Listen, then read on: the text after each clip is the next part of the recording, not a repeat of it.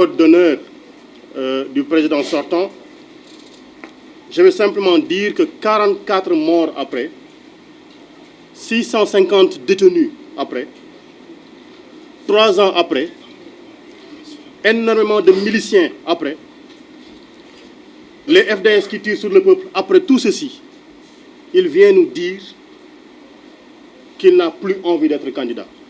Mais sachez que c'est absolument faux. Il n'a pas décidé, lui, volontairement, de ne pas être candidat. C'est le peuple. Nous n'avons jamais cessé de le rappeler. La souveraineté appartient au peuple et le peuple a décidé. Il a compris que le peuple allait marcher sur lui s'il décidait d'être candidat. Et il a si bien compris qu'aujourd'hui, dans sa manipulation, il est en train de dire, vous là qui étiez prêts à manifester, à dire, vous serez dans la rue, vous aviez deux seules choses qui pouvaient vous mobiliser. La première chose était ma candidature, ma troisième candidature. Et la seconde chose, c'était l'interdiction de candidature à Ousmane Sonko. Aujourd'hui, vous tous qui aviez comme dénominateur commun l'opposition à ma candidature, restez chez vous. J'ai décidé aujourd'hui, en me prononçant, en disant que je ne serai pas candidat, je vais marcher sur Ousmane Sonko, je marcherai sur Pastef, je marcherai sur ses militants, je marcherai sur sa candidature, je le garderai en prison, je l'interdirai de candidater. Laissez-moi faire, laissez-moi m'occuper d'Ousmane Sonko. Voilà le message que nous avons lancé. Voilà comment il faudrait décoder le discours de Macky Sall hier. Et comment il est parvenu, on le verra parce qu'il est en train de lancer hier. Mais est d'une extraordinaire banalité, parce que je ne suis pas candidat. Il savait très bien et pertinemment que la Constitution le lui interdisait.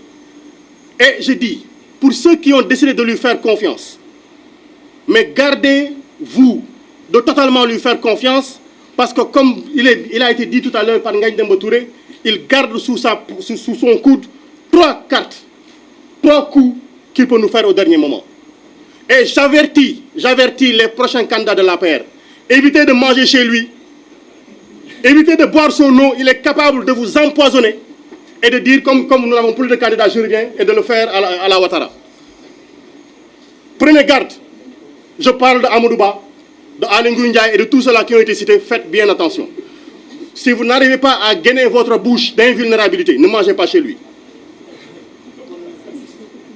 Mais je dis une chose, il n'est pas candidat et Dakar dort. Comprenez ce que je suis en train de dire. Il n'est pas candidat et Dakar est en train de dormir. Ça veut dire que le fait qu'il ne soit pas candidat n'intéresse aucun de ses souteneurs. Mais qu'ils disent qu'Ousmane Sonko ne sera pas candidat, Dakar ne dormira plus. Qu'ils disent que Ousmane Sonko ne sera pas candidat, le Sénégal ne dormira plus. Et il faudra qu'ils le comprennent. Donc tout ceci n'est en rien une déclinaison du dialogue politique. En rien, il faut qu'on le comprenne. Tout ce qu'il vient de dire n'a rien à voir avec le dialogue politique. Il a compris le message qui lui a été lancé. Et comme nous l'avons dit, sa déclaration tardive a causé beaucoup de morts. Mais l'affaire CPI, on ne va pas lâcher l'affaire. Topoka lay doon. Ils nous ont dit qu'il y avait des forces occultes dans ce pays-ci. La seule force occulte ici, c'est cet homme qui a voulu utiliser des forces de défense et de sécurité, accompagné de milices qui a tiré sur son peuple. Voilà la seule force occulte. Et qui aujourd'hui, parce qu'elle est tellement occulte, elle a envoyé cette force occulte, une ministre des Affaires étrangères, se rendre dans tous les pays du monde, se rendre à l'Union européenne pour nous servir un mensonge éhonté que les gens n'ont pas fait, et ils n'ont pas fait 30 secondes pour la démentir. Force occulte. Il a dit les forces de défense et de sécurité ont tiré.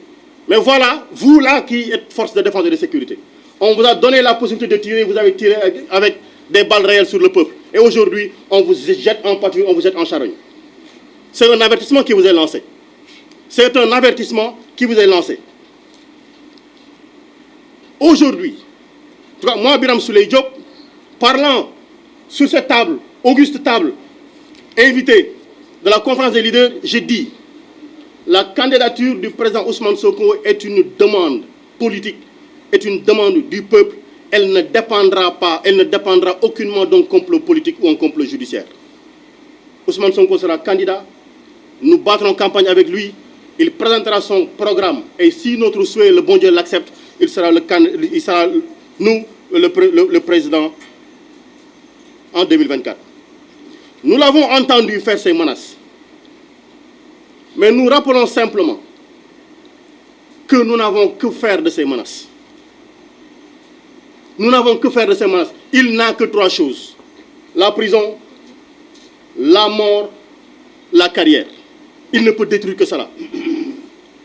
Et ceux qui sont morts ne sont pas plus dignes que nous. Ceux qui sont en prison ne sont pas d'une fierté moindre que la nôtre. Et nos carrières, nous n'avons qu'en faire. Nous sommes des citoyens simples qui voulons lutter pour la démocratie. Et c'est l'occasion pour nous de rappeler que les exigences face à ce qu'il est en train de nous proposer, c'est que nous, on ne dialoguera pas avec un pistolet dans la bouche. Parce qu'avec un pistolet dans la bouche, on ne prononce pas des consonnes. On ne prononce pas des syllabes. On ne peut prononcer que des voyelles. Oui, oui, oui. Avec un pistolet dans la bouche, on ne peut pas dire non. Donc on ne négociera pas avec un pistolet dans la bouche. Et ce qu'on lui dit, une condition, parce que nous ne sommes pas hermétiquement fermés au dialogue.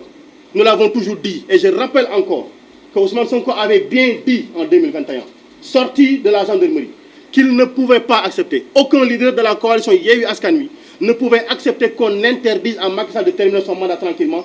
Accompagnons-le pour qu'il termine tranquillement son mandat.